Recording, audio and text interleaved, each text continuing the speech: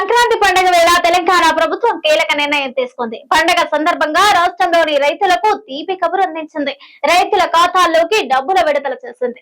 రైతులు పండించే సన్న బియ్యం వడ్లకు క్వింటాలకు 500 చొప్పున బోనస్ అందిస్తామంటూ రైతులకు ఎన్నికల మేనిఫెస్టోలో కాంగ్రెస్ హామీ ఇచ్చింది. ఈ హామీని మేనిఫెస్టోలో కూడా పొందుపరిచింది.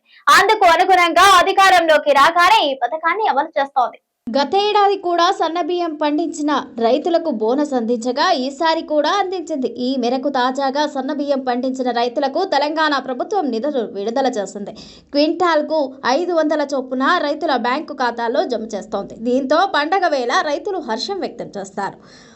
సన్నబియ్యం వడ్లు పండించిన రైతులకు బోనస్ అందించేందుకు పౌర సరఫరాల శాఖ 500 కోట్లు విడుదల చేసింది. వానాకాలంలో పండించిన రైతులకు ఈ నిధులు ఇచ్చింది. ఈ నిధులతో కలిసి ఇప్పటి వరకు ఈ సీజన్లో మొత్తం 1429 కోట్ల నిధులను బోనస్ రూపంలో ప్రభుత్వం అందించినట్లయింది. సన్నబియ్యం పండించిన వారికి మద్దతు ధరతో పాటు బోనస్ ఇస్తామని ప్రభుత్వం హామీ ఇచ్చింది. ఈ హామీ మేరకు తాజాగా వానాకాలం సీజన్కు వీటిని విడుదల చేస్తూ నిర్ణయం తీసుకుంది. రైతులు వడ్లు విక్రయించిన తర్వాత వారి వివరాలను అధికారులు నమోదు చేసుకుంటారు. వారికి మద్దతు ధరతో పాటు బోనస్ డబ్బులను బ్యాంక్ అకౌంట్లో వేస్తున్నారు. పండగ వేళ చేతికి డబ్బులు రావడంతో రైతులు ఎగిరి గంతేస్తున్నారు. తెలంగాణను సన్నబియ్యంకు హబ్గా మార్చాలని తెలంగాణ ప్రభుత్వం యోచిస్తోంది. అందుకు అనుగుణంగా వాటిని పండించిన వారికి బోనస్ ఇస్తోంది.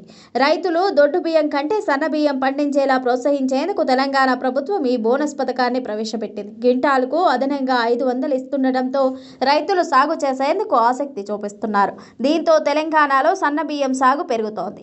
రైతులు తమ బియ్యాన్ని విక్రయించుకునేందుకు గ్రామాల్లో ఐకేపీ సెంటర్లు, సహకార సంఘాల ద్వారా కొనుగోలు కేంద్రాలను ఏర్పాటు చేసింది. వీటి ద్వారా రైతులు తమ వడ్లను అమ్ముకోవచ్చు. దళారుల చేతుల్లో రైతులు నష్టపోకుండా ఉండేందుకు ప్రభుత్వం కొనుగోలు కేంద్రాలను ఏర్పాటు చేసింది. అక్కడ ధాన్యం విక్రయించిన కొద్ది రోజులకే రైతుల బ్యాంక్ అకౌంట్లలో నిధులు జమ చేసేలా ప్రణాళిక రూపొందించింది.